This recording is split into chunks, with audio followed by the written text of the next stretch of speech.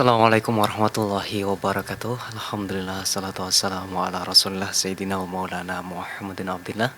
La hawla wa la quwata illa billah, amma ba'd. Para pendengar setia Radio Dai dan juga para pemirsa MAJT TV dimanapun Anda berada, dan juga para pendengar setia Radio Gaul dimanapun Anda berada, alhamdulillah segala puji syukur kita senantiasa selalu panjatkan kehadirat Allah Subhanahu wa taala. Segala limpah nikmat karunia yang diberikan Allah kepada kita semuanya di kesempatan sore yang berbahagia ini kaum muslim, kita dapat dipertemukan kembali dalam acara kajian sore bersama Radio Dais, bersama Radio Gaul dan juga MAJT TV dalam keadaan sehat walafiat. Salawat dan salam kita curahkan ke junjungan Nabi besar kita Nabi Agung Muhammad SAW yang senantiasa selalu kita harapkan syafaatnya kelak di hari yaumul qiyamah.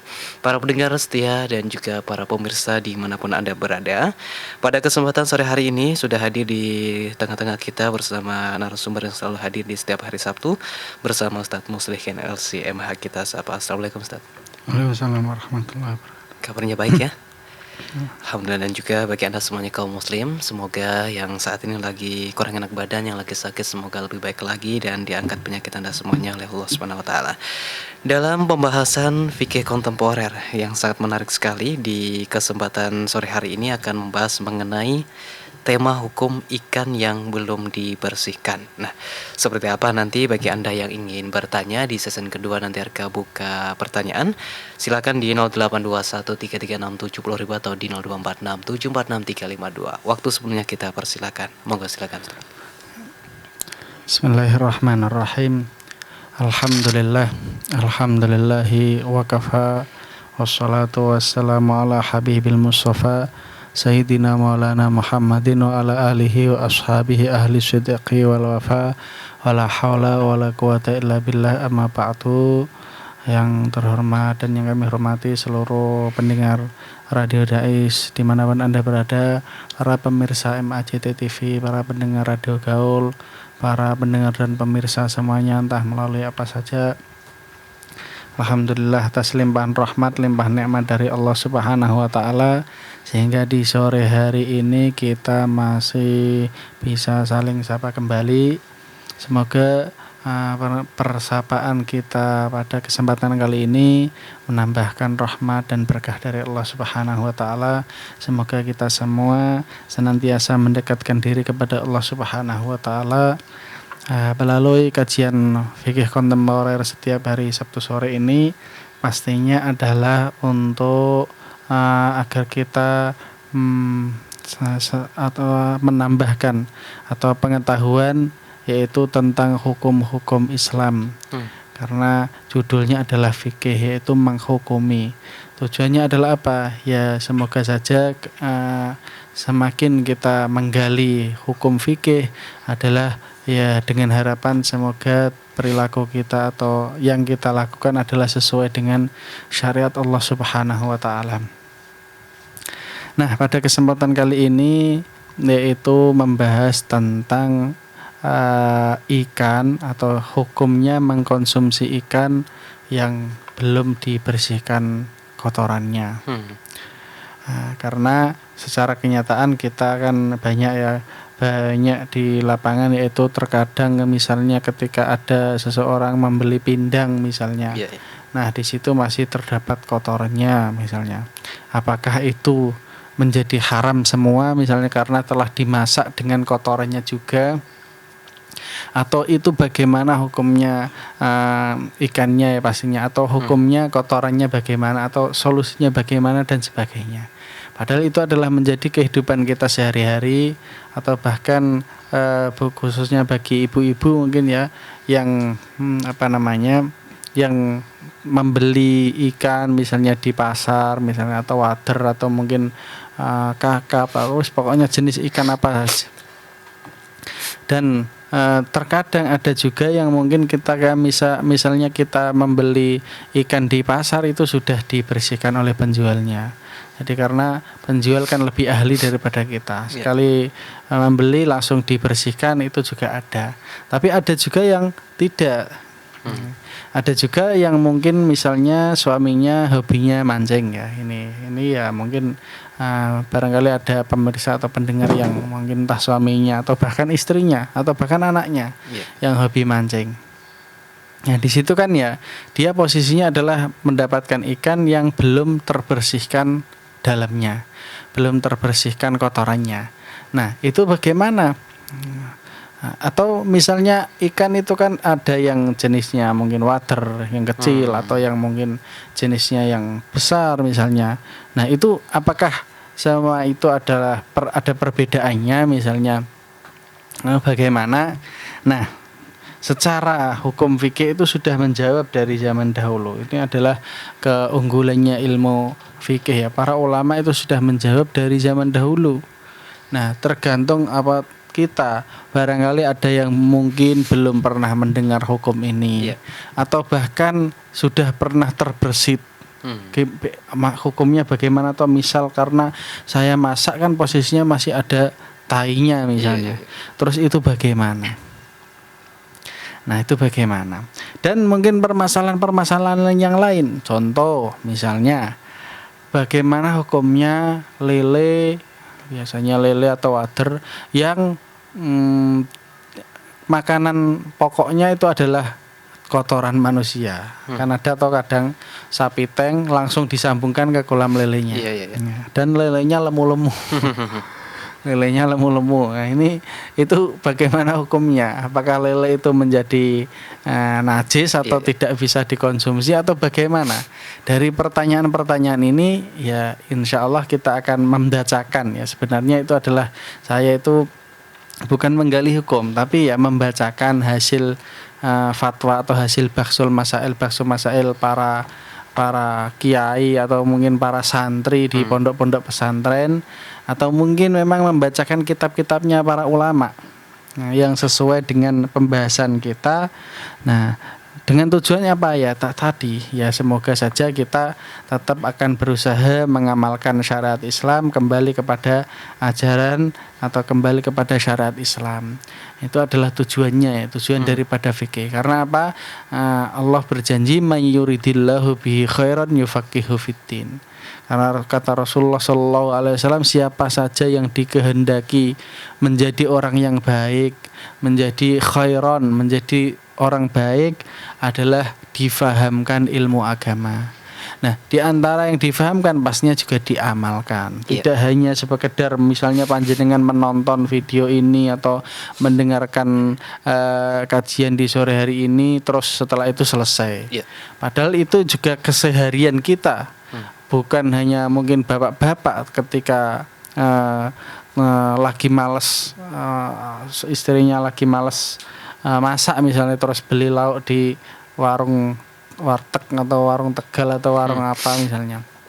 Nah, di situ terkadang ya itu tadi kasusnya banyak ya, ada ikan kakap, ikan apa yang belum dibersihkan kotorannya.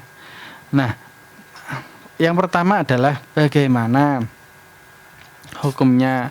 Apakah boleh misalnya kita makan ikan yang di situ ternyata belum dibersihkan kotorannya?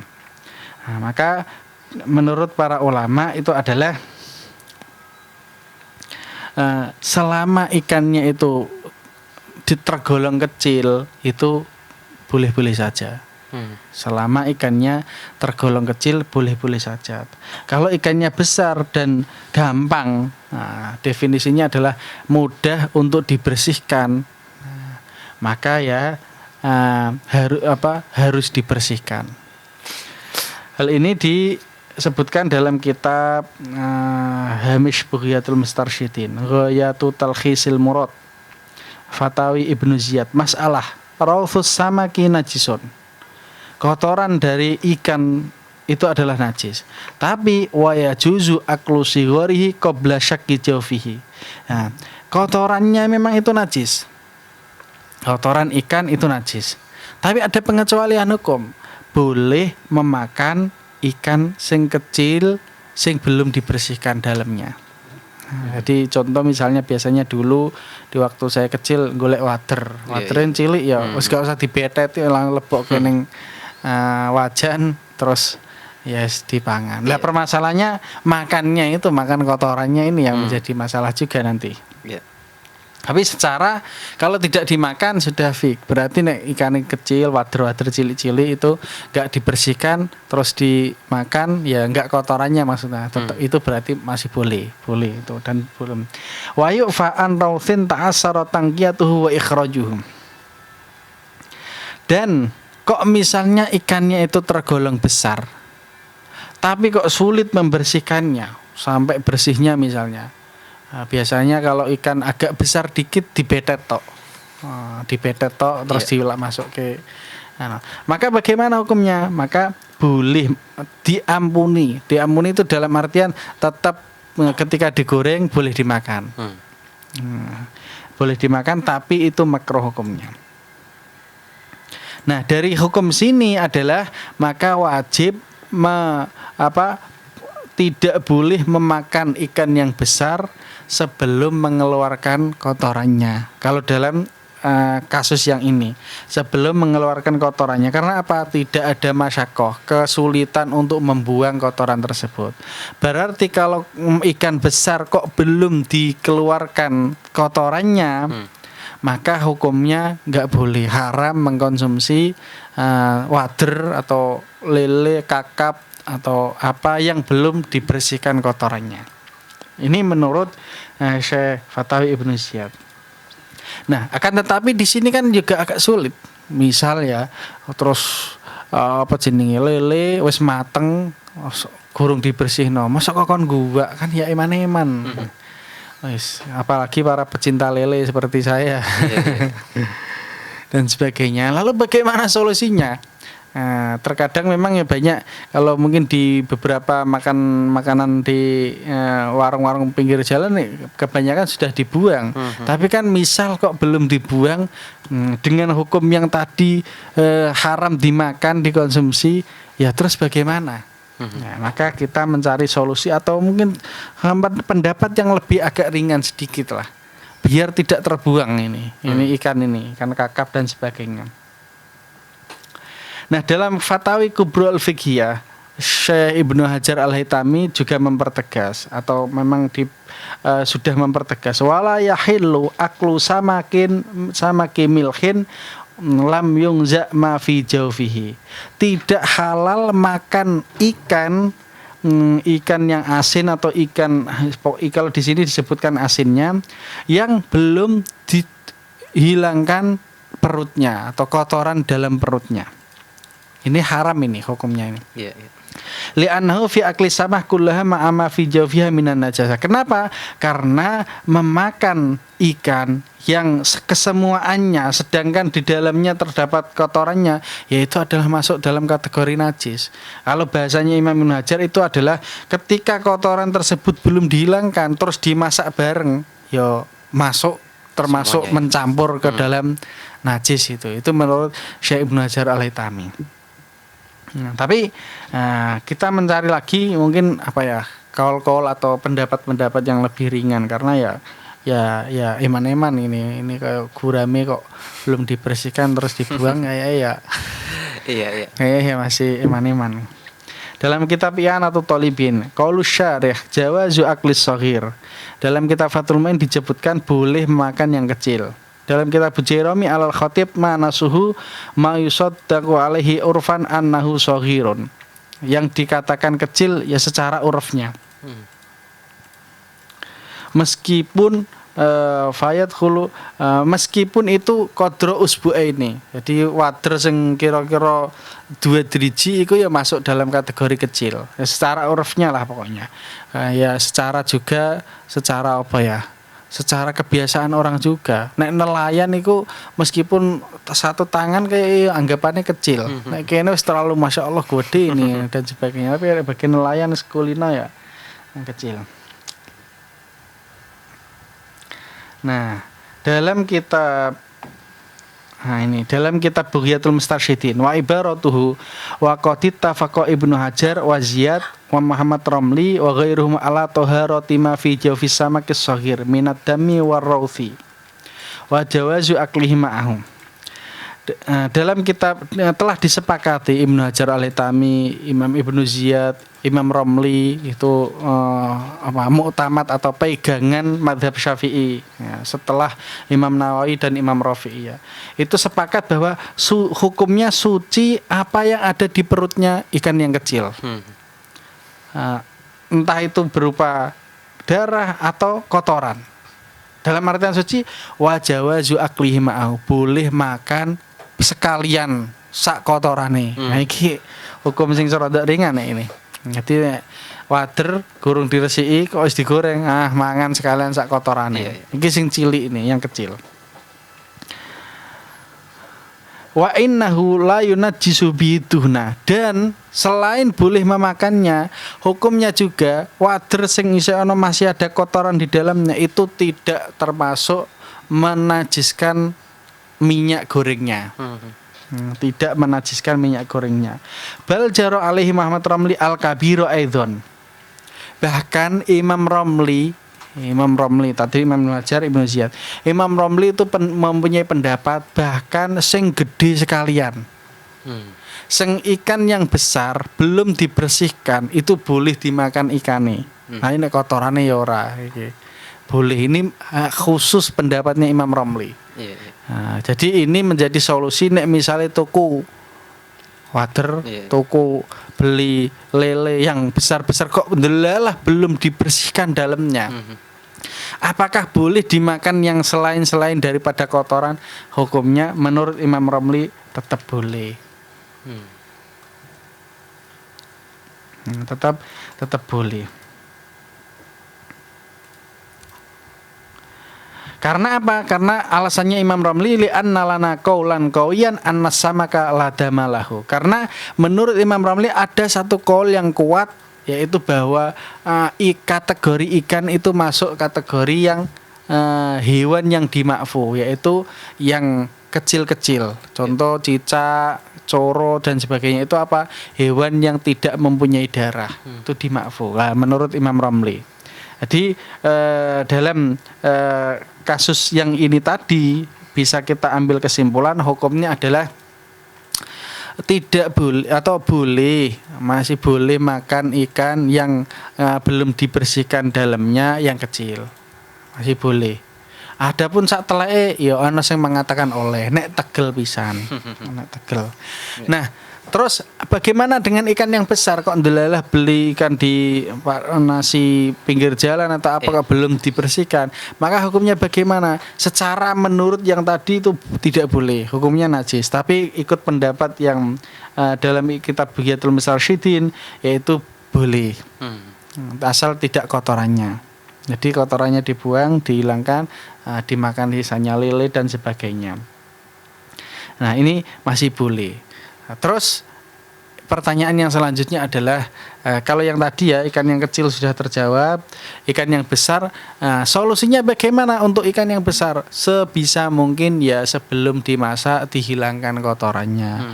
Bagi ibu-ibu, bapak-bapak, para nelayan, semuanya yang mendengar ini ya sebisa mungkin. Karena secara itu kan kalau kita mencari pendapat fikih itu ya nggak ada selesainya, mesti ana sing ngolehke.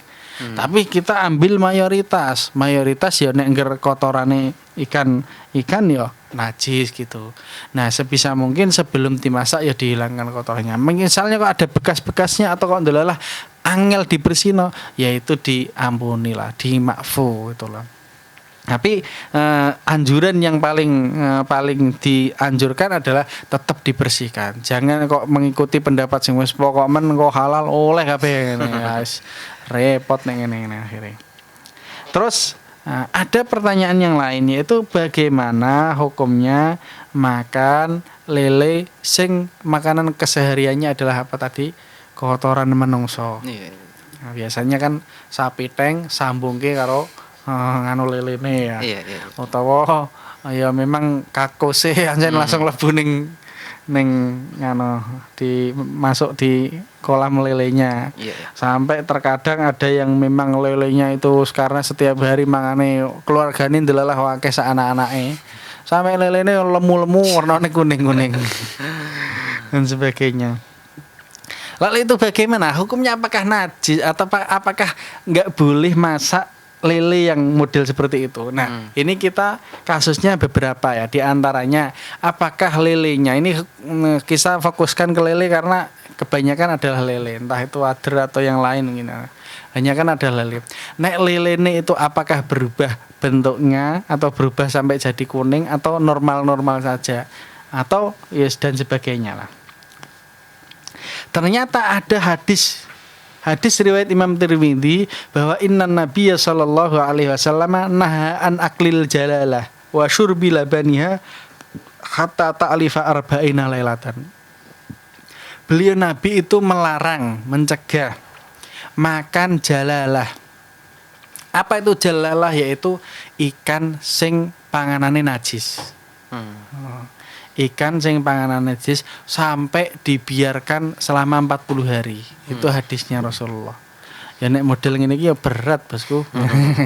Tapi ya ini hadisnya Rasulullah, berat Bosku lan.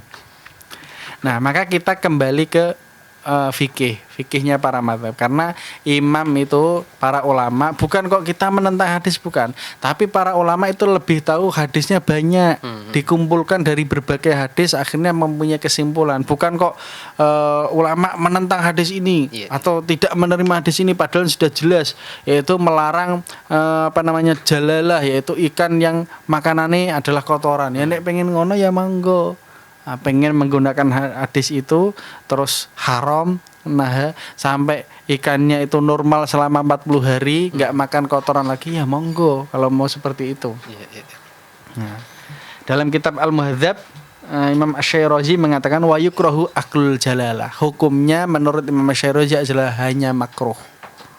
Jadi naha, pencegahannya atau larangannya Rasulullah itu dilarikan kepada makruh. Wahyal lati aktsaru aklihal adzaroh.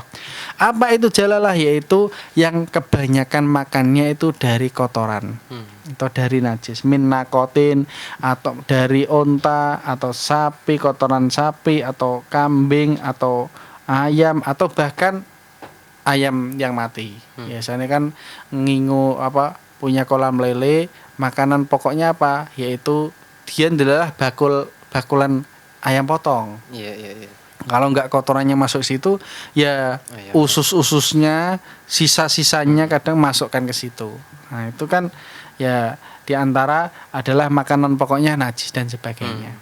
Nah, hukumnya makruh. Wala yahrumu akluha li'annahu laisa fihi aktsaru min taghayyuri lahmiha. Wa hadza la yujibu tahrim. Nah, dan tidak haram menurut Imam Syairazi ini dalam kitab Al-Muhadzab, tidak haram memakannya. Kenapa? Karena meskipun bahkan makan bayinya itu najis atau kotoran manusia, itu tidak akan, menurut beliau ya, tidak akan merubah kualitas dagingnya, kualitas dagingnya itulah, badannya itulah. Itu. Nah, sehingga di situ tidak mewajibkan keharaman menurut Imam Asy-Syairazi. Fa in utimal jalalah ta'aman tahiran wa tabala lam yukrah. Kok ndelalah tadi kan hukumnya makruh menurut Imam Asy-Syairazi. Karena apa? Alasannya itu tadi, tidak langsung menjadikan dagingnya itu berubah jadi ya semacam terus langsung telek misalnya dan sebagainya, tidak. Nah, kok misalnya kok sudah berubah. Nah, ini padahal lelenya sudah berubah ini loh, otomatis sudah berubah, tapi kualitas daging tetap normal menurut beliau. Kok misalnya sudah dikasih makan yang suci, kok kembali lagi normal lagi warnanya, ya enggak kuning lagi dan sebagainya, maka sudah tidak makruh. Jadi hukumnya makruh, enggak sampai haram. Nek kok wis normal meneh, hukumnya boleh lagi.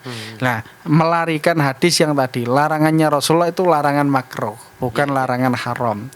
Nah, larangan makruh. Terus dalam kitab yang lain nih, kitab apa ini? Kitab Syekh Yahya bin Syaraf An-Nawawi, Al-Majmu' Syarah Muhadzab. Was-sahihul ladzi alaihil jumhur annahu la i'tibara bil kathrah wa innamal i'tibaru bir raihah wan natni. Nah, definisi daripada jalalah yang makruh menurut Imam Nawawi itu bukan didefinisikan mangane akeh teleke, bukan, tapi perubahan daripada dagingnya. kualitas dagingnya itu. Bahkan sampai kalau menurut Imam Nawawi, nek kualitas daging kok berubah sampai kok ketelek-teleken, itu masih tetap makruh menurut beliau. Nah, jadi menurut beliau masih tetap makruh, belum sampai ke tahap haram. Nah, jadi sing pengingu leleh atau apa itu kok delalah dikei panganan saka kotorane sendiri atau apa, masih tetap di masih tetap boleh dimakan, Ya gue fi'li walakin laisa kullu hal ni sati. Nah, ini adalah hukum daripada kalau kita ambil kesimpulan tadi adalah memang ada hadis yang melarang, yaitu memakan ikan yang mungkin kebanyakan atau mungkin yang lebih banyaknya yaitu memakan najis, atau makanan kesehariannya ikan tersebut adalah najis. Tapi larangan tersebut oleh para ulama secara hukum sahih atau mayoritas ulama itu dilarikan kepada makruh. Jadi hukumnya makruh jika lelenya atau apa itu ikannya itu berubah warnanya, berubah rasanya dan sebagainya. Nah, itu berubah. Kalau tidak berubah maka tidak makruh lagi. Nah, kalau Imam Nawawi bagaimana? Bukan masalah banyaknya makanan dan tidaknya. Selama dagingnya kualitas rasanya berubah maka itu hukumnya makruh. Tapi kalau tidak berubah hukumnya tetap boleh. Jadi boleh. Padahal solusi dari Nabi bagaimana? Solusi dari Nabi adalah hingga dibiarkan selama 40 malam. Nah, ini lama ini. Tapi kenapa kok para ulama kok hukumnya melarikan kepada makruh? Ya diantaranya karena juga ada hadis bahwa apa yang ada di laut, misalnya ini ya hukumnya, semua yang ada di laut huwa tahuru ma'uhu al-hillu maitatuhu. Jadi yang ada di laut semuanya adalah airnya masih tetap suci dan mensucikan. Nah, bangkainya saja itu ya masih tetap halal. Itu sudah jadi bangkai tetap halal. Apalagi ini masih hidup, ya hanya makanan kesehariannya adalah kotoran manusia dan sebagainya. Maka ya menurut para ulama masih tetap makruh. Jadi ya masih tetap boleh ya, meskipun misalnya kok ketemu lele neng nasi apa misalnya, ndelah warna lele kok tumben warna lelenya kok kuning-kuning misalnya. Kok enggak kayak biasa nih gitu. Ya karena makanan kesehariannya itu, tapi kan ya atau mungkin ya husnudon saja jawabannya. Mungkin bumbunya memang warnanya kuning gitu ya. Jadi masih tetap makruh hukumnya, tidak sampai kepada haramnya. Iya, baik Ustaz. Luar biasa nih. Mungkin kita juga di antara kita baru mengetahui ya bahwasanya ikan yang belum dibersihkan itu masih bisa kita konsumsi ya Ustaz ya. Oke, yang pertama nih Ustaz yang mau saya tanyakan tadi menyinggung mengenai semua hewan yang ada di laut itu bisa kita konsumsi walaupun itu sudah bangkai gitu ya. Batasan dari bangkai itu sendiri tuh seperti apa Ustaz? Berapa atau baunya atau bagaimana? Jadi batasan dari bangkai itu dalam Islam itu satu, yaitu disembelih, tenggorokan dan 2 jalan makan dan minum. Qatul hulqumi wal mari. Nah, sedangkan dalam ikan kan nggak ada sembelihan. Maka ketika mati kan otomatis namanya apa? Bangkai. Nah, dalam ikan meskipun hidup atau nggak disembelih, atau mungkin orang karena saking senengnya disembelih misalnya, masya Allah, disembelih. Nah, itu semuanya halal. Jadi bangkai nggak bangkai apa atau sudah mati tetap halal semua. Nemu ikan kok mati mau digoreng silakan. Walaupun itu sudah kemambang gitu ya Ustaz ya? Iya. Karena itu definisi bangkai dalam Islam satu, yaitu disembelih melalui cara yang syar'i, dan itu tidak masuk di kategori ikan. Semua jenis ikan, pokoknya yang ada di laut semuanya halal. Entah itu ada yang mengatakan entah itu bentuknya anjing, kan namanya ada anjing laut. Kok selama hidupnya bertahan di laut terus ya halal. Entah itu bentuknya kuda atau bahkan mungkin bentuknya putri duyung. Kalau dimakan halal, goreng kalau mau. Baik Ustaz, ya tadi disinggung. Ini belum jawab yang tadi ya, yang apa ini tadi? Mengenai batasan. Ya, nah sedangkan yang disembelih itu ya ada hewan-hewan tertentu ya. Hewan ada hewan kan jelas haramnya. Ada hewannya innamal khamru wal maisiru wal ansabul azlamu rijsun atau hurrimat alaikumul maitatu wad damu wal lahmul khinziri. Itu yang bangkai atau yang hewan yang haram secara nas, yaitu apa? Setiap yang bertaring. Makanya kayak elang, kayak apa yang bertaring haram. Atau setiap yang dina atau setiap yang makannya bangkai atau makannya itu kalau dalam ilmu IPA apa karnivora atau apa itu. Itu kayak macan apa haram. Nah, sedangkan yang halal ya kalau tidak disembelih tetap bangkai, tetap haram. Nah, prosesnya adalah dengan disembelih, itu yang halal. Jadi ya kambing, onta, sapi, kalau misalnya mati sendiri ya tetap bangkai. Nah itu. Baik, oke, dan kita buka nih Konsim untuk sesi kedua ya, yang ingin bertanya seputar tema di kesempatan sore hari ini di 6746352 atau di 082133670000.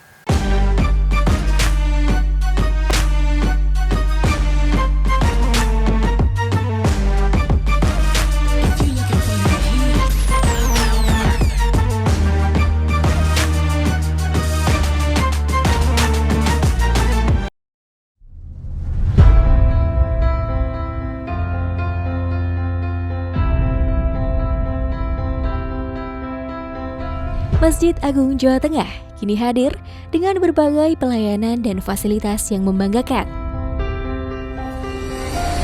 Berdiri di pusat bumi Jawa Tengah, masjid ini semakin kokoh menciarkan ajaran agama Islam, tidak hanya di kancah lokal dan nasional, tapi juga internasional.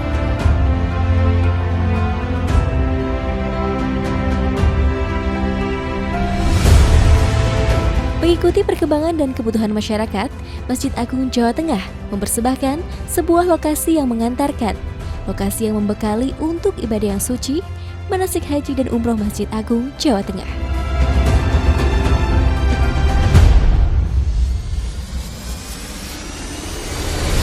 Dilengkapi replika bangunan Ka'bah, Bukit Safa dan Marwah, beserta area manasik yang luas, maka lokasi ini tepat untuk menjadi pilihan Anda melakukan proses manasik sebelum melaksanakan ibadah yang suci. Dengan 2 pintu gerbang utama, sistem keamanan yang sudah modern, area parkir yang luas semakin memudahkan Anda dalam beribadah maupun kenyamanan dan keamanan selama proses manasik berlangsung.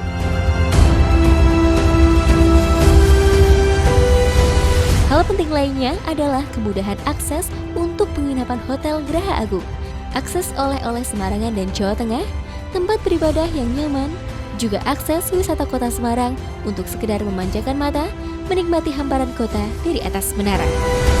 Tentunya, ini semua demi pelayanan yang mengedepankan kepuasan Anda sebagai pelanggan. Dengan berbagai macam kelebihan tersebut, maka lokasi manasik di Masjid Agung Jawa Tengah layak menjadi pilihan Anda sebelum melaksanakan ibadah yang suci ataupun untuk proses pendidikan putra-putri kesayangan.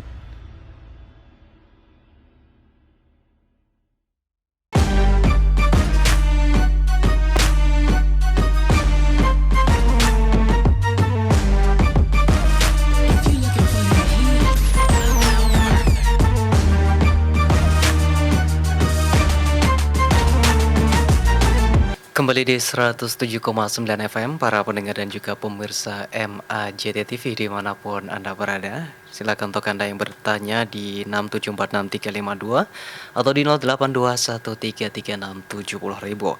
6746352 atau di 082133670000. Assalamualaikum Ustaz. Waalaikumsalam. Dari Aldi di Penggaron Lor ya.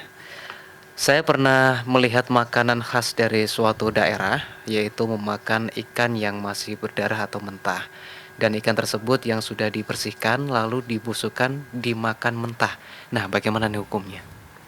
Waduh, kalau ini ya mau diomongi kanibal ya. Iya. Secara itu adalah apa ya?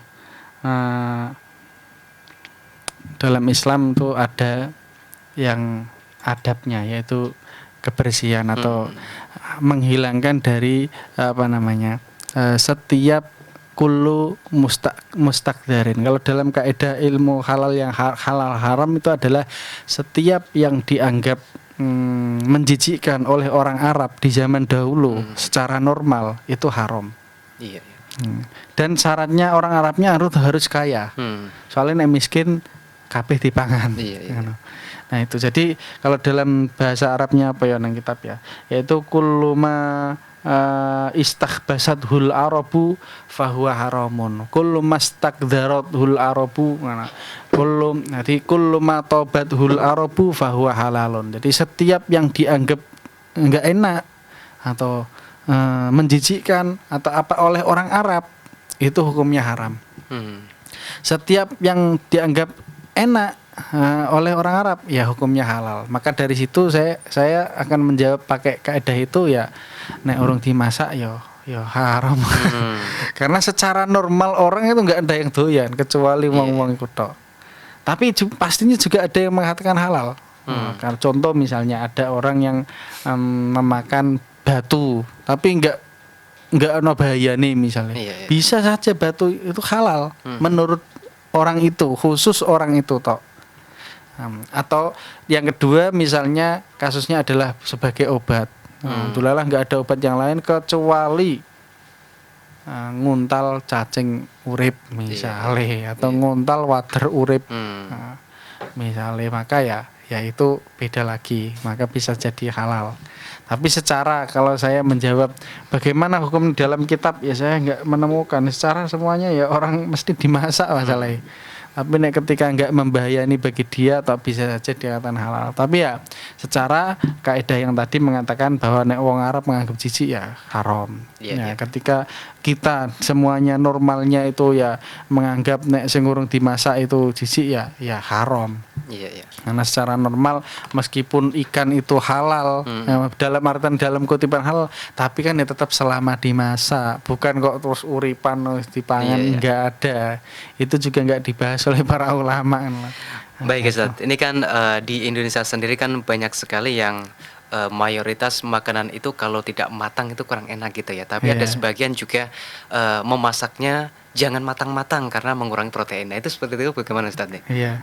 Nah, kalau di situ secara definisi saya belum menemukan ya Mas. Maksudnya dalam artian belum menemukan itu asal yang penting dimasak atau entah setengah matang atau yang matang semuanya dan sebagainya. Atau yang penting wongnya doyan. Nah, ini jadi masalah juga ini. Nah, mungkin saya yang belum pernah membaca ini atau belum pernah terpikirkan. Mangan mentahan nih, waduh haki jawab ini angel pisan nih. Tapi secara normal ketika semuanya mengatakan nek mangan secara mentahan itu menjijikkan, ya saya menggunakan kaidah orang Arab tadi. Ya berarti itu adalah haram. Dini kok ada call yang mengatakan boleh, ya belum menemukan saya. Nah itu. Nah adapun setengah matang atau matang ya padahal sudah dimasak kan. Contoh misalnya kayak contoh ya telur. Telur kan kalau orang normalnya ya matang lah ya. Tapi kan banyak yang telur setengah matang loh. Yang ya entah apa dan itu dia tidak jijik. Dan itu posisi dia tidak jijik. Kenapa? Ya meskipun masih ada apa ya kurung matang kan kok ono cairan-cairan kuningnya ya. Dan dia tidak jijik. Ya, secara ya kalau dari situ kan saya juga masih mikir loh ini dulu awal-awal saya juga mikir loh ini piye toh ini. Nah, tapi secara bisa diambil hukum ketika dia tidak membahayakan bagi dia ya tidak apa-apa. Seperti halnya batu, beling, mangan beling kok ora apa-apa. Khusus bagi orangnya itu boleh. Meskipun itu membahayakan bagi banyak orang hanya khusus ini. Makanya kalau dalam TV ditulisi ya adegan ini tidak boleh ditiru. Nah itu ya benar ya, itu sesuai itu. Karena apa? Karena hanya khusus bagi orangnya toh, nggak boleh ya bagi yang lain. Ya kalau bagi dia kok tidak membahayakan ya berarti boleh lah. Nah, karena itu juga hewannya juga suci atau hewannya juga suci. Selain suci juga hewan halal. Kecuali misal ya saya tidak apa-apa nguntal daging apa ya daging macan atau daging kobra atau daging babi ya beda lagi. Dari awalnya kan sudah haram gitu loh dan sebagainya. Baik, 6746352 atau di 082133670000. Assalamualaikum Ustaz. Waalaikumsalam. Dari siapa nih? nggak ada namanya, cuma mau bertanya. Hukum menjual dan makan daging suike ya, pripun nih penjelasannya? Waduh. Monggo. Iya, suiki adalah isunya ya, karena saya juga asli orang Purwodadi. Iya. Makanan khas Purwodadi, meskipun saya tidak terima itu dengan istilah itu. Dengan istilah itu saya nggak terima. Tapi saya selaku orang Purwodadi akan menuntut itu. Iya. Kalau nggak di dunia tak tuntut di akhirat. Nah, tadi adalah definisi daripada hewan yang halal itu bagaimana, yang haram bagaimana. Tadi kan secara kaidah hadis mengatakan apa yang ada di laut itu huwal khillu maitat huwal khillu huwa tahuru ma'uhu al khillu maitatuhu, yang airnya ya suci dan mensucikan, bisa buat wudhu dan sebagainya, yang halal bangkainya. Dari situ dikembangkan oleh para ulama, setiap yang hidupnya di laut semuanya, pokoknya mayoritas hidupnya, misalnya di atas laut nggak betah, masuk ke laut lagi, masuk ke air lagi, itu hukumnya suci, itu hukumnya halal semuanya. Nah, kebalikannya sekarang, setiap yang di daratan terus maka dipisah tadi. Nah, yang mempunyai taring haram, yang kuli sibain hewan liar yang makan makanan bangkai dan sebagainya haram dan sebagainya. Terus ada pengembangan lagi, yaitu setiap yang hidupnya dua alam. Neng laut betah, neng air betah, di luar juga betah. Ini menurut banyak ulama adalah haram. Contoh ulo, neng jero betah, neng jaba betah, ulo haram. Selain ular itu adalah dulunya yang membantu iblis untuk masuk ke surga. Iblis nggoda Nabi Adam itu pakainya ular, masuk ke ular, ular masuk ke akhirnya sampai dari situ sudah dilaknat ular itu, sudah diharamkan ibaratnya. Nah, ular. Contoh lagi ya, makanya ada banyak ini pengembangannya. Contoh yaitu piting ya. Memang orang Indonesia itu ya agak aneh. Kalau menurut Gus Bah itu agak aneh. Nek sing regane murah haram. Contohnya apa? Yuyu. Yuyu kan hidup di dua alam. Nah, di dua alam, neng jero betah, neng jaba betah. Tapi haram. Lah buktine kepiting sekarang ya hidup di dua alam halal. Karena apa? Harganya mahal. Nah, secara kodok itu seperti itu. Nah, hidup di dalam air betah, di luar lebih betah lagi. Bahkan lebih betah di luar karena bisa ngorek ya. Maka itulah dasar daripada keharaman kodok. Nah, bagi yang nggak terima nanti tak terjudoke dalile. Lagi yang pencari kodok atau pembisnis suike ya, karena saya itu bukan bilang jenengan ya, saya orang Purwodadi juga. Tapi kedengarannya nih Ustaz, dari suike itu sendiri itu bukan hanya kodok ya Ustaz ya. Bisa makanan yang lain tapi suike gitu Ustaz. Nah, iya. Kalau makanan yang lain ya Mas. Jenenge enggak suike. Mas. Gitu ya. Jadi warung suike iki ya meskipun ono lele tapi juga menyediakan sate kodok atau tongseng kodok atau enggak tahu, saya kadang sampai penasaran. Tadi saya juga ngobrol sama teman saya itu. Maksudnya menunya itu dibuat apa saja toh? Dari kodok itu dibuat apa, misalnya mau kodok panggang apa misalnya, atau bagaimana lah ya. Ya belum tahu, tapi secara itu adalah dasar daripada keharaman kodok tersebut. Ya nek warungnya suweke ya mesti menyediakan kodok. Nah, kecuali warungnya kok misalnya nggak ada kodoknya, ya berarti entah warteg atau apa ya, banyak modelnya gitulah ya. Baik, terakhir nih Ustaz ya, mau bertanya mengenai seseorang itu makan ikan yang mungkin ketika kita makan di warung gitu ya, masih ada kotorannya. Lalu dia beranggapan ketika sholat, wah ini najis enggak ya, ini sah enggak ya, ini diterima atau enggak ya, bagaimana Ustaz? Iya. Ya, jadi secara kalau dalam permasalahan sholat itu yang dihukumi zahirnya, Mas. Zahir itu ya pakaian, tempat, sama badan, sudah wudhu atau belum. Kok misalnya bermakan ikan misalnya, atau bermakan telek misalnya, atau apa misalnya, selama dia sudah dibersihkan, berkumur-kumur sudah bersih semua mulutnya, kok ndolel yang jero weteng ya jenengin jero weteng kan mesti ana kotorane, maka masih tetap sah salatnya. Jadi misalnya bar ke warung mangan, lho mau pindangi urung diresiki misalnya Iya. dan sebagainya. Kok masih kroso bisa telah atau apa nih misalnya. Ya selama berkumur-kumur masih bersih, dohirnya bersih, pakaiannya juga bersih, maka hubungan dengan sholat itu sah. Karena syaratnya sholat itu adalah suci tiga, yaitu fil makani tempat, wal badani badan, wa thaubi pakaian. Nah, selama itu dohirnya suci semua berarti boleh untuk sholat. Nah gitu. Baik, terima kasih banyak Ustadz atas kebersamaannya dan pemaparannya di kesempatan sore hari ini. Semoga menambah ilmu untuk kita semuanya kaum muslim, dan kita harus pamit undur diri dari ruang dengar Anda. Wal muwaffiq ila aqwamit thoriq. Assalamualaikum warahmatullahi wabarakatuh.